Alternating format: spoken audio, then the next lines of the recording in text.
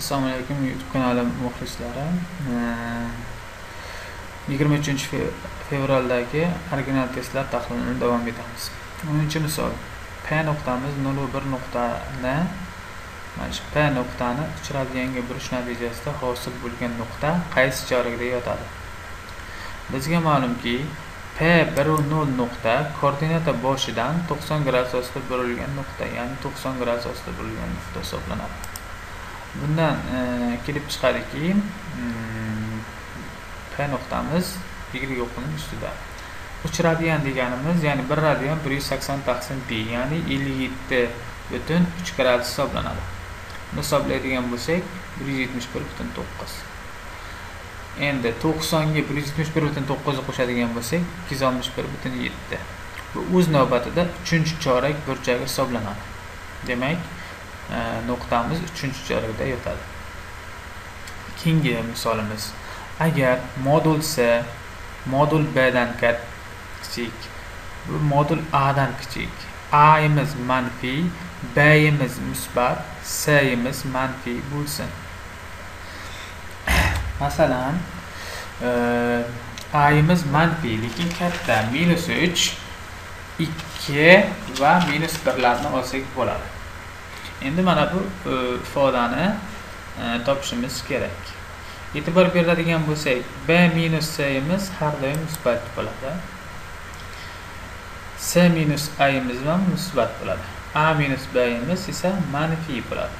Buni inobatga olsak, qavslarni ochib chiqadigan bo'lsak, ya'ni birinchi qavsimiz musbat, ikkinchi modulimiz ham musbat, uchinchi modulimiz manfiy. A imizning moduli manfiy, B ning moduli musbat, C ning moduli manfiy. Bularni hisobga olib modulni ta'rifiga ko'ra ochadigan bo'lsak, minus A bilan A qisqarib ketadi, B bilan B qisqarib ketadi, minus C bilan minus C qisqarib ketadi. Qavslarni ochadigan bo'lsak, mana bu ifoda hosil bo'ladi, ya'ni x minus 2b. Keyingi misolimiz. Ifodani soddalashtiring. Quyidagi ifoda berilgan. Shuni soddalashtirishimiz kerak. Uning uchun bizga e'tibor beradiganimiz 4 deganimiz 2 ning kvadrati. 12 deganimiz 2 ning kvadrati ko'paytirganimiz 3. Buni o'rniga qo'yib soddalashtiradigan bo'lsak, 2 ning 2x'si ikkalasida ham bor. -2 plus 2 ketadi. 3 ning 2x plus 1-si ham ikkalasida ham bor. Ya'ni umumiy ko'paytuvchini qavsdan tashqariga chiqaradigan bo'lsak, 1 plus 2 ning kvadrati, ya'ni 2x hosil bo'lganidan plus 2 hosil bo'ladi. 1 plus 2 ning kvadrati va 3 ning kvadrati hosil bo'ladi. E'tibor beradigan bo'lsak, surat mahrajimiz qisqaradi. 2 suratda 3. Buni hisoblaydigan bo'lsak, 2 ning kvadrati 4, 4 kara 9 36, 1 ni qo'shsak 37. 3 ko'paytiramiz 37, 2 ko'paytiramiz 5 qoladi. Natijada 111 taqsim 10 va minus 1,1. Iloji boricha sonning kanonik ko'rinishga keltirib, o'rniga qo'yib hisoblagan ma'qul. Keyingi misolimiz. Ifodani soddalashtiring. Quyidagi trigonometrik ifoda berilgan. Trigonometrik ifodani soddalashtirishimiz kerak. Endi e'tibor beradigan bo'lsak, tangens deganimiz sinus taqsim kosinus. Kotangens deganimiz kosinus taqsim sinus. Shu ifodalarni o'rniga olib borib qo'yadigan bo'lsak va umumiy mahraj bersak, ya'ni birinchi kasrni surat mahraji sinus kvadrat alfa, kosinus kvadrat alfani ko'paytiramiz. Surat mahrajiga.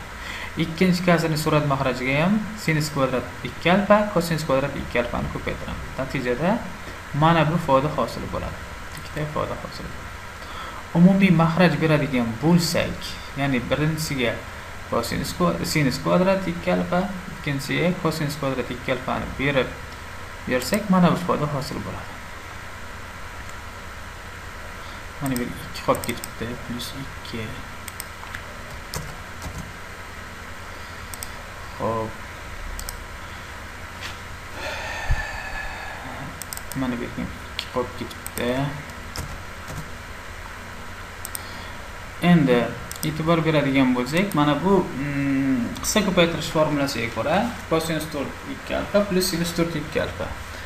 Keyingisi ham a kvadrat minus b kvadrat qiladigan bo'lsak, kosinus kvadrat 2 alfa, kosinus kvadrat 2 alfalar 1 ga teng va kosinus 4 alfa hosil bo'ladi. Kosinus 4 alfa bilan kosinus 4 alfa qisqarib ketadigan bo'lsa, mana bu ifoda hosil bo'ladi.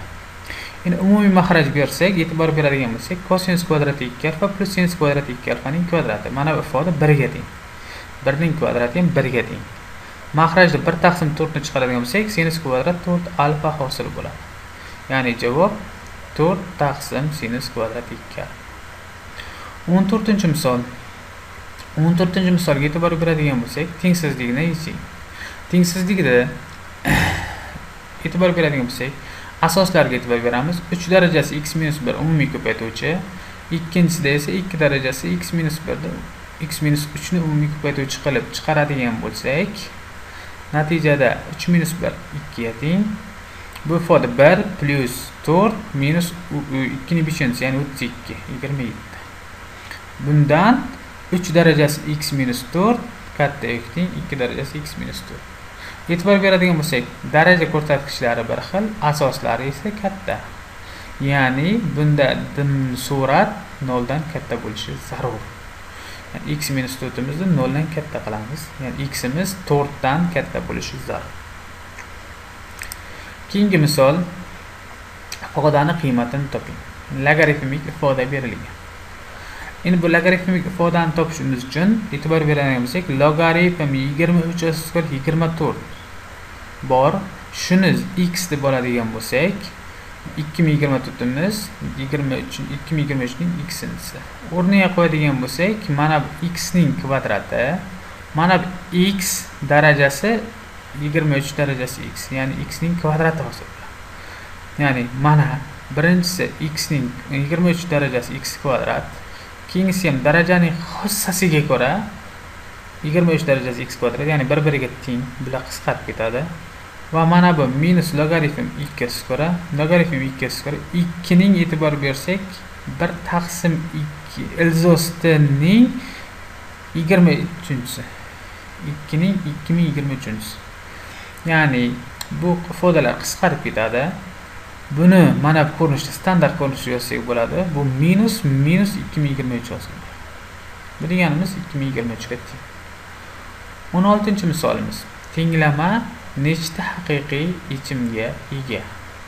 Buni hisoblashimiz uchun x ni minus 4 dan 7 dan farqli deb olamizda,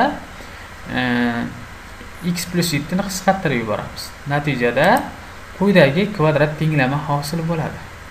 Bu kvadrat tenglama necha degan bo'lsak, bitta ildizi minus 7, ikkinchi ildizi esa 3. V teoremasiga ko'ra qo'shsak minus 4, ko'paytirsak minus 21. E'tibor bersak, x imiz minus 7 ga teng emas. Demak, x imiz nima teng? 3 ga teng. Javob tenglama bitta haqiqiy ildizga ega.